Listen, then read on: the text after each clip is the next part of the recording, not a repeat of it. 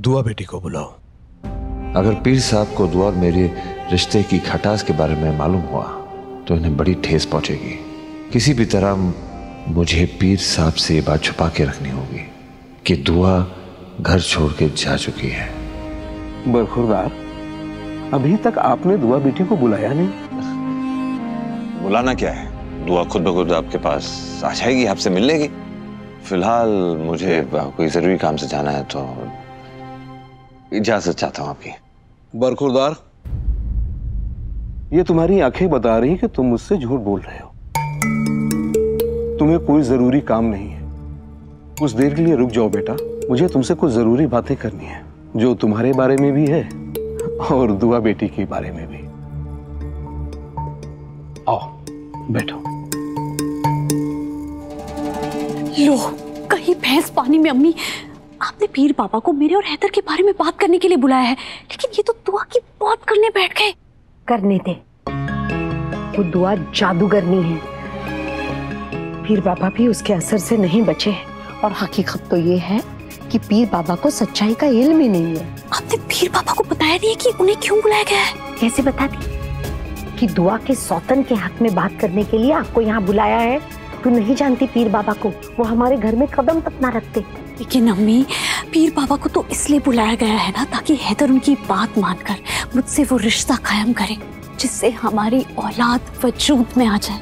लेकिन अगर पीर बाबा हैदर को इसके लिए मना ही नहीं पाएंगे तो इनके आने का फायदा ही क्या है? अम्मी, फायदा है मेरी जान, थोड़ा सब्र कर और अपनी अम्मी पे एतबार कर। मैं दुआ का इस्तेमाल करके ही पीर बाबा को तुम्हारे हक में बोलने के लिए मजबूर करने वाली हूँ। फिर है तो भी तुम्हें अपनाएगा और तुम्हारी औलाद भी होगी। आई बात समझ में? ये दोनों इतने गिर गए कि दुआ भाभी के खिलाफ पीर बाबा को लेकर आ गया। ये बात दुआ भाभी को बताना बहुत जरूरी है। क्या बोल रहे हैं रवि भाई? अम्मी का दिमाग इस कदर खराब हो गया है कि हैदर और गजल का रिश्ता कायम करने के लिए वो पीर बाबा का इस्तेमाल कर रही हैं। नहीं भाभी, अम्मी ऐसा ही करने वाले, मैंने खुद अपने कानों से सुना भाभी। मुझे तो यकीन ही नहीं हो रहा कि ये वही इंसान है जिन्हें मैं अपना सब कुछ माना करती थी।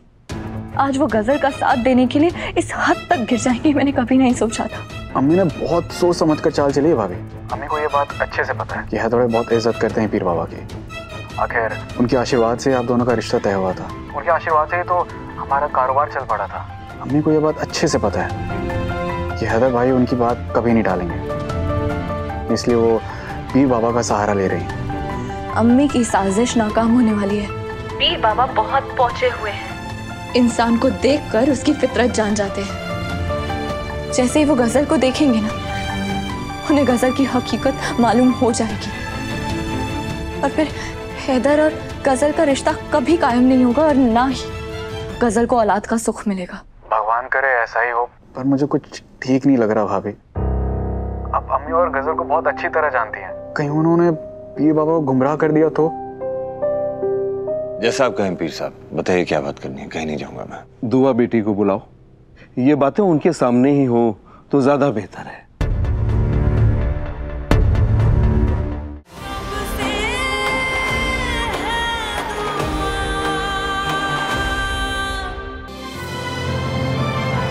डाउनलोड कीजिए ZEE5 ऐप अभी और देखिए आपके पसंदीदा शोज कभी भी कहीं भी फ्री में।